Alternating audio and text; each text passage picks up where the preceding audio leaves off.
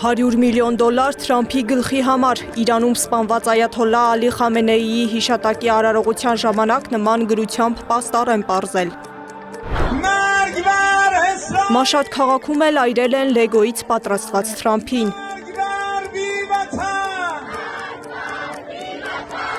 Այս ֆոնին Թրամփը հայտարարել է, որ Իրանը դիմել է Միացյալ Նահանգներին շարունակելու բանակցությունները, սակայն հրադադարն ավարտված է, հավելել է Միացյալ Նահանգների նախագահը։ Ակնկալվում է, որ հաջորդ շաբաթ Միացյալ Նահանգների և Իրանի միջև բանակցությունների նոր փուլ կմեկնարկի։ Հանդիպումը ամենայն հավանականությամբ տեղի կունենա Շվեյցարիայում, գրել է Axios-ը։ Սերբիայի նախագահ Ալեքսանդր Վուչիչը հայտարարել է, որ պատրաստվում է լքել երկրի ղեկավարի պաշտոնը խորհրդարանական ընտրությունների օրը նշանակելուց անմիջապես հետո։ Ղազախստանի նախագահ Կասիմ Ժոմարտ Տոկաևը հեռախոսով զրուցել է Միացյալ Նահանգների նախագահ Դոնալդ Թրամփի հետ։ Զրույցի ընթացքում Տոկաևը Թրամփին հրավիրել է պաշտոնական այցով մեկնել Ղազախստան իրեն հարմար ժամանակահատվածում։ Չինաստանում հայտարարվել է վտանգի նարնջագույն մակարդակ թայֆունի պատճառով։